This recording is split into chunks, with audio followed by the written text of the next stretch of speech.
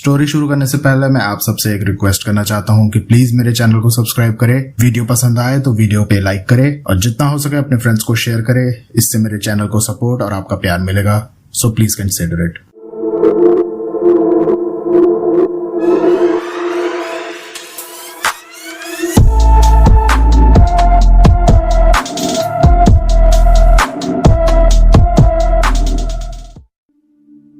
दोस्तों नमस्कार, welcome back to a new episode of Aap Beeti bye स्पूककास्ट, जहां हम कुछ ऐसी सच्ची घटनाएं शेयर करते हैं जो स्पूककास्ट लिसनर्स ने हमारे साथ व्हाट्सएप, ईमेल, यूट्यूब या इंस्टाग्राम पे शेयर की है। आज के आप बीती के एपिसोड में हम दो काफी यूनिक इंसिडेंट शेयर करने वाले हैं। पहली घटना एक एक्स आर्मी ऑफिसर की है और दूसरी एक हाईवे होटल में घटी घटना है। आप भी अपने फैमिली के साथ घटी घटनाएं हमारे साथ आसानी से शेयर कर सकते हैं। डिटेल्स डिस्क्रिप्शन में है। And guys, before we begin, just a quick request. हर दिन हजारों लोग हमें सुनते हैं, लेकिन सिर्फ 17% ही हमें फॉलो करते हैं। अगर आपको स्पूककास्ट और फाड़ू फ्राइडे पसंद आता है तो प्लीज हमें फॉलो करें, रेट करें और पोल्स में जरूर पार्टिसिपेट करें। डू रिमेम्बर, स्पूककास्ट एंड फाड़ू फ्राइडे दोनों हमारे पैशन प्रोजेक्ट्स हैं और बिना किसी टीम के मैं और अभी सब कुछ खुद ही करते हैं। आपका सपोर्ट ही हमारा मोटिवेशन है, so do show some love guys. And now put on your headphones and get ready, क्योंकि आज की आप बीती का एपिसोड शुरू होने जा रहा है। ये पहली घटना हमारे साथ रिटायर्ड सूबेदार मेजर राणा सर ने व्हाट्सएप पर शेयर की है। राणा सर, थैंक यू इस इंसिडेंट को हमारे साथ शेयर करने के लिए। इस घटना को अब मैं उनके शब्दों में आपके सामने रखने की कोशिश करूंगी। ये घटना हमारे इंडियन आर्मी के एक ब्रेव सोल्जर के साथ जुड़ी हुई है। ध्यान से सुनिएगा, क्योंकि ये कोई कहानी नहीं, एक सच्ची घटना है। सुनते रहिए स्पूककास्ट अभी और मंजिला के साथ। मेरा नाम सूबेदार मेजर अजय राणा है। मैं रिटायर्ड हूँ इंडियन आर्मी से, और ये जो मैं आपको बताने जा रहा हूँ ये 2019 में घटा था अपर हिमाचल सेक्टर में, एको पॉइंट के पास। मैं नॉर्थ ईस्ट में सर्व कर चुका हूँ, लद्दाख में भी, कारगिल में भी, पर जो एको पॉइंट पर हुआ था उस 2019 सितंबर में मैं अब तक उसे नहीं भुला पाया हूँ। सितंबर का महीना था। मॉनसून खत्म होने के तुरंत बाद हमारी यूनिट को ऑर्डर आया था कि एक कॉन्वॉय भेजनी है भालूकार सेक्टर से, और मुझे असाइन किया गया था रूट इंस्पेक्शन के लिए। ये हमारा स्टैंडर्ड प्रोसीजर था। एक सीनियर ऑफिसर, एक ड्राइवर और एक व्हीकल। हम चेक करते थे कि रोड्स में क्रैक्स हैं कि नहीं, लैंडस्लाइड्स हुए हैं या नहीं, या कोई रुकावट है या नहीं। कोऑर्डिनेट्स नोट किए जाते थे और वापस आकर रिपोर्ट किया जाता था।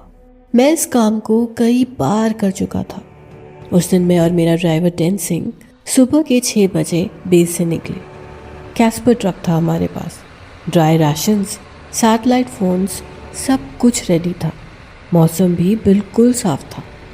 हम धीरे धीरे चढ़ रहे थे उस नैरो रिज रोड पर। एक तरफ बिल्कुल सीधी चट्टान और दूसरी तरफ गहरी खाई। शाम के 4 बजे तक हम एको पॉइंट पहुंच चुके थे। ये एक खतरनाक मोड़ था पहाड़ की रिज पर, जहां आवाजें बहुत अजीब तरीके से गूंजती थी। पर उस जगह का एक पुराना किस्सा भी था। पिछले साल सिपाही अरुण मलिक की जिप्सी इसी पॉइंट पर अचानक लैंडस्लाइड की चपेट में आकर गायब हो गई थी। सिर्फ उनके टायर के ही निशान मिले थे रोड पर। उनका शरीर, उनका सामान, जीप, कुछ नहीं मिला। ऑफिशियल रिपोर्ट में लिखा गया MIA, मिसिंग इन एक्शन, पर ऑफिसर्स में चुपचाप ये बात थी कि उस पहाड़ ने सिपाही अरुण को अपने अंदर समा लिया था।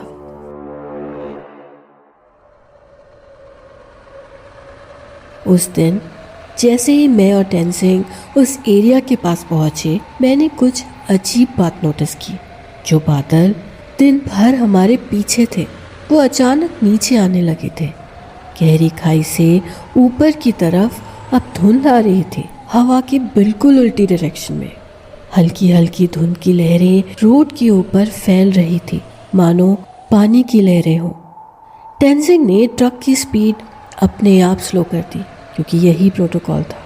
जैसे ही हम उस मोड़ की तरफ मुड़े, मेरे सीने में एक अजीब सा भारीपन फील हुआ। ऐसा लगा जैसे हम किसी वैक्यूम वाले एरिया में घुस रहे हैं, और एकदम से सब कुछ शांत हो गया। ना कोई चिड़िया की आवाज़, ना हवा की आवाज़। ट्रक की इंजन की आवाज़ भी दबी दबी लग रही थी। और फिर मैंने उसे देखा। पहले सिर्फ एक साया दिखा, एक आदमी का साया, जो उस मोड़ के बिल्कुल किनारे पर खाई की तरफ मुंह किए खड़ा था, एकदम स्टिल। उसने आर्मी की यूनिफॉर्म पहन रखी थी। सर पर कोई हेलमेट नहीं थी, वो नंगे पांव था। पैरों में जूते नहीं थे। उसकी यूनिफॉर्म की बाई स्लीव फटी हुई थी और वो हाथ लूज लटक रहा था। दूसरा हाथ कंधे से लगभग कटा हुआ था। उस आदमी के शरीर पर सूखी मिट्टी और कीचड़ चिपका हुआ था। पीछे से पता नहीं क्यों, पर उसे देखकर ऐसा लगा एक सेकंड के लिए मानो वो बिल्कुल सेपॉय अरुण की तरह लग रहा हो। वैसी ही कदकाठी, वैसे ही छोटे बाल, इवन उसके कंधे जिस तरह से झुके हुए थे, बिल्कुल सेपॉय अरुण की तरह ही थे। मुझे अपनी आंखों पर यकीन नहीं हुआ, सो मैंने आगे झुककर देखा और अचानक मुझे कुछ और दिखा। एक छोटा सा मक्खियों का झुंड उस आदमी के कंधे के ऊपर मंडरा रहा था, जहां उसका हाथ कटा हुआ था। धीरे धीरे सर्कल में उड़ रही थी वो मक्खियां। एक बजिंग साउंड हमारे कानों में गूंजने लगी। वो अब तक बिल्कुल हिला नहीं था, मानो उन मक्खियों से उसे कोई फर्क नहीं पड़ रहा था। और फिर उसने अपना सर धीरे से हमारी तरफ घुमाया और मुझे अपनी सांस तेज होती फील हुई। उसकी आंखें बिल्कुल खाली थी। उसका चेहरा सूखे कीचड़ और कुछ भूरे धब्बों से भरा हुआ था, शायद सूखा खून। मैंने एक शब्द नहीं कहा, या फिर कहूँ मेरे मुंह से कोई शब्द निकला ही नहीं। टेंजिंग भी शांत था, जैसे हम दोनों समझ चुके हो जो हम देख रहे थे वो कुछ एबनॉर्मल था। हम दोनों बस ट्रक को धीरे धीरे आगे बढ़ाते जा रहे थे, उस फिगर को देखते हुए। जैसे ही हमारा ट्रक उस फिगर के आगे निकला, मैंने झुककर विंग मिरर में देखा, पर वो अब वहाँ नहीं था। ना कोई आवाज़, ना कोई हरकत, इवन उससे भीगी मिट्टी में पैरों के कोई निशान नहीं। हम दोनों ट्रक रोककर चुपचाप नीचे उतरे। हम वापस उस मोड़ तक गए जहां हमने उस साए को देखा था। वहां अब कोई नहीं था, पर फिर भी वो मक्खियां वहां अभी भी थी। वो अब भी रोड के किनारे मंडरा रही थी और वो बजिंग साउंड वो अब भी आ रही थी वहां। टेंजिंग और मैंने एक लफ्ज़ नहीं कहा एक दूसरे से, बस हम दोनों ने एक सल्यूट किया, रिस्पेक्ट में उस सोल्जर के जो मिसिंग इन एक्शन था। और फिर हम दोनों चुपचाप वापस आ गए।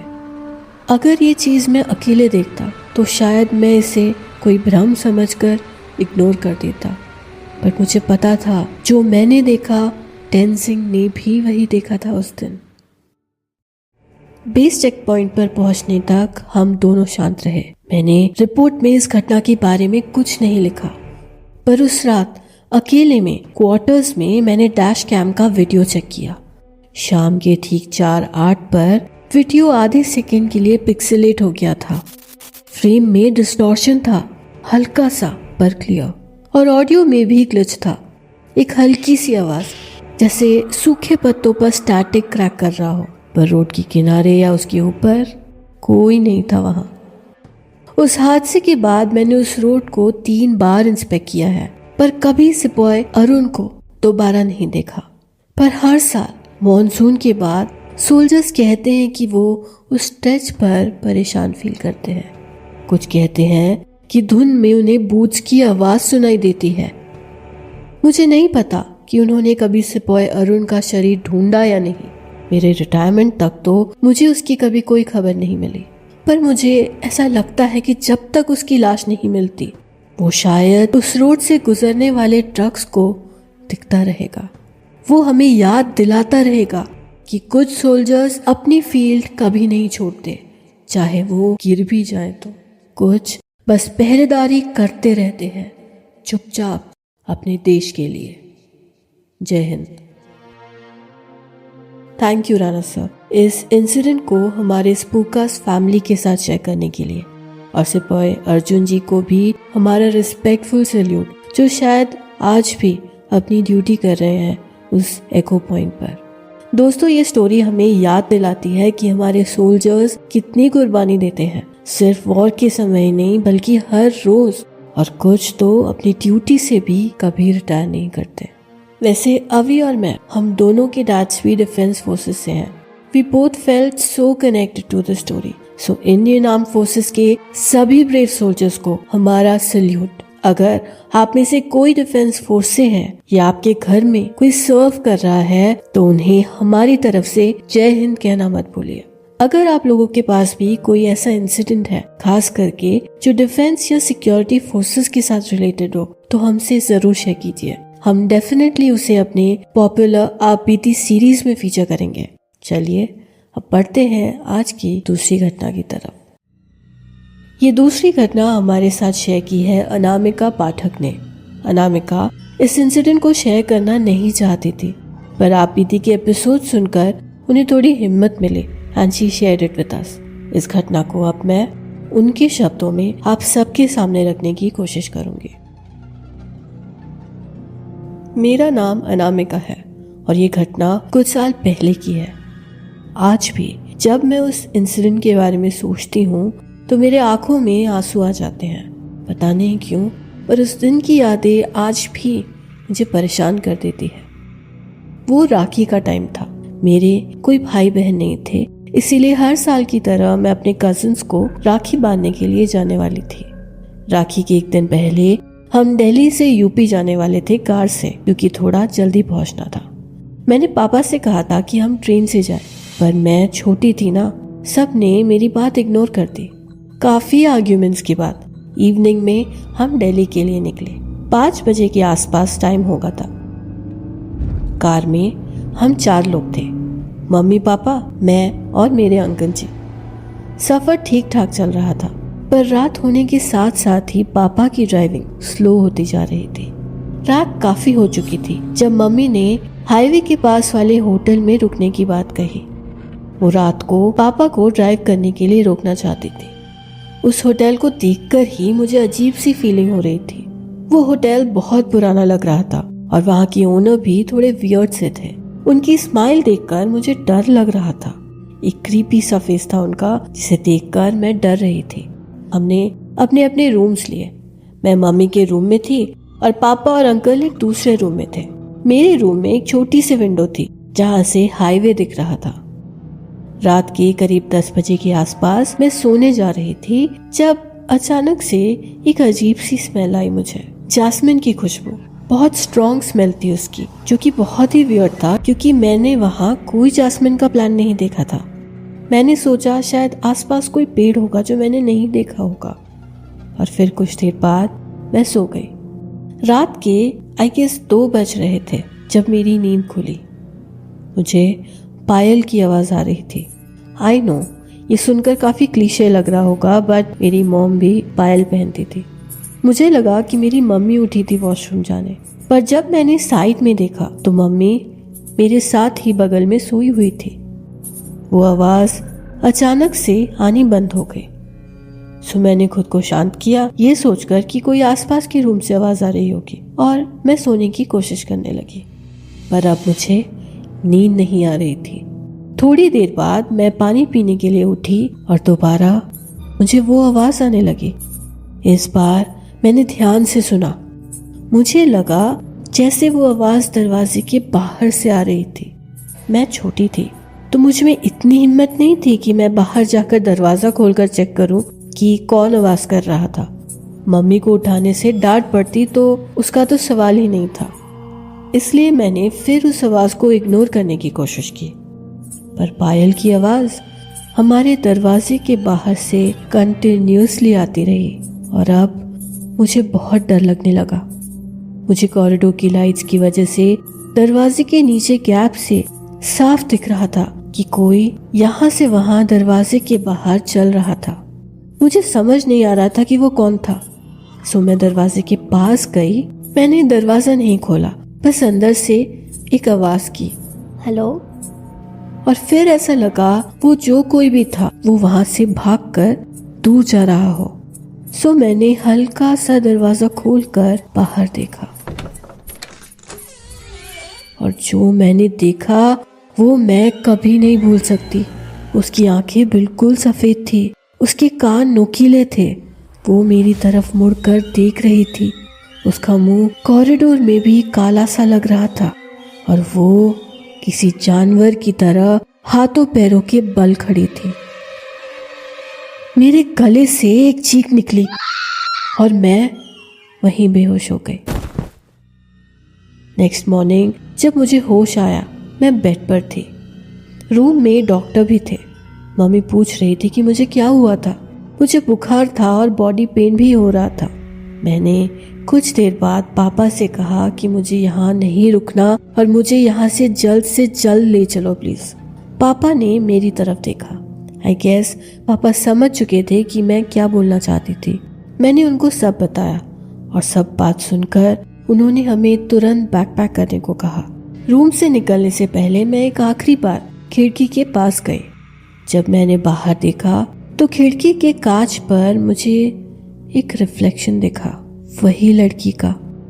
वो मुझे देखकर मुस्कुरा रही थी, वही आंखें, वही कान और उसका फेस बहुत डरावना लग रहा था। मैं दोबारा बेहोश हो गई। जब मुझे होश आया तब पापा ने मुझे पानी पिलाया। पापा तब तक समझ चुके थे कि कुछ तो गड़बड़ थी, क्योंकि मेरे साथ ऐसे पहले कभी नहीं हुआ था। मेरे पापा ने वहां के ओनर से फोर्सफुली पूछा, पुलिस की धमकी भी थी। तब जाकर ओनर ने अपना सच बताया। वो लड़की कुछ साल पहले इस होटल में आई थी एक रात के स्टे के लिए, इसी कमरे में। वहां कुछ और लड़के आए थे जिन्होंने उसके साथ रेप कर उसका मुंह बिगाड़ दिया और उसकी बॉडी रूम में डंप कर वो चले गए। और तब से वो लड़की हमेशा रात को वहां दिखाई देती है, उस कमरे के आसपास। उस होटल में रूम्स वैसे भी कम थे, तो रेनोवेशन करवाकर ओनर ने दोबारा से वो रूम लोगों को देना शुरू कर दिया, ये जानते हुए भी कि रात को वहां क्या होता था। हम लोगों ने तुरंत चेकआउट किया और वहां से चले गए। उस हादसे के बाद मेरी तबीयत खराब ही रही और मैं कुछ दिनों तक हॉस्पिटल में थी। अब उस हादसे को बहुत साल बीत चुके हैं, बट स्टिल मुझे वो इंसिडेंट याद है और अब भी मुझे वो रात याद कर डर लगता है। Hey Anamika, thank you so much for sharing this incident with us. हमारे साथ कोई भी इंसिडेंट शेयर करने के लिए काफी हिम्मत की जरूरत होती है, because we all know people do जज, स्पेशली जब वो बचपन की कहानियां हो और इतनी ट्रॉमेटिक हो। पर आई एम ग्लैड आपने फिर भी शेयर किया। आई एम श्योर हम सब के साथ कभी ना कभी ऐसी चीजें होती हैं जिसका हमारे पास कोई एक्सप्लेनेशन नहीं होता। हाईवे होटल्स के साथ ऐसी कहानियां बहुत कॉमन है, स्पेशली उन जगहों पर जहां ऐसे ट्रैजिक इंसिडेंट्स हुए हैं। दोस्तों, आप भी अपने चाइल्डहुड स्कैरी एक्सपीरियंसेस हमारे साथ शेयर कर सकते हैं। Sometimes the most genuine experiences happen when we are young, ये बात याद रखिएगा। और इसी के साथ आज का एपिसोड यहीं खत्म होता है। अब चलिए जल्दी से बढ़ते हैं आज के शाउट आउट सेशन की तरफ। हर हफ्ते हम 3 लोगों को शाउट आउट देते हैं जिन्होंने हमें YouTube, ईमेल, व्हाट्सएप या इंस्टाग्राम पर कांटेक्ट किया हो to tell us how they find Spookcast. इस हफ्ते का पहला शाउट आउट जाता है यूनाइटेड किंगडम से आराधना शुक्ला को। She reached out to us on WhatsApp and she loves Spookcast and enjoys my storytelling. So thank you dear. उन्होंने हमारे साथ एक बहुत ही इंटरेस्टिंग इंसिडेंट भी शेयर किया है जो आप जल्द ही आप बीती पर सुनने वाले हैं। It was lovely chatting with you Aradhana. Welcome to the Spookcast family. इस हफ्ते का दूसरा शाउट आउट जाता है आसाम से अब्दुल वजीद को, जिन्होंने हमें व्हाट्सएप पर कांटेक्ट किया। वैसे Abdul loves Spookcast and he gave a special shout out to our story bearer उन्हें वो कहानी बहुत पसंद आई। Thank you for reaching out Abdul. We are so happy to have you in this Spookcast family. And finally आज का final shout out जाता है विक्टर मायर्स को from a YouTube community. I am sure this is not his original name but this is what he shared. He says that मैं मुर्दाघर type की stories में बहुत इंटरेस्टेड रहता हूँ, सुनता भी हूँ, लेकिन आज तक मैंने इतनी अच्छी और डरावनी स्टोरी नहीं सुनी। Please upload more like this, movie बन जाए इस पर। Thanks Victor. वैसे अगर आप किसी प्रोड्यूसर को पहचानते हैं तो हमें जरूर बताइएगा। We would love to make a movie out of our original stories. But jokes apart, thanks a lot for your kind words. I hope आप हमारी बाकी ओरिजिनल स्टोरीज भी सुने। मैं ये सब बहुत मेहनत से लिखती हूँ, so it feels good when you guys compliment me for my stories. And with this, आज का एपिसोड यहीं खत्म होता है। अगले हफ्ते हम लोग लौटेंगे एक स्पूककास्ट ओरिजिनल स्टोरी के साथ। Don't forget to send your unique and scary incidents. You can reach us on WhatsApp, Instagram, email और YouTube. सब डिटेल्स डिस्क्रिप्शन में है। So अगले हफ्ते फिर मिलेंगे। मैं हूँ मंजिला और आप सुन रहे हैं स्पूककास्ट अभी और मंजिला के साथ। सुनते रहिए स्पूककास्ट अभी और मंजिला के साथ।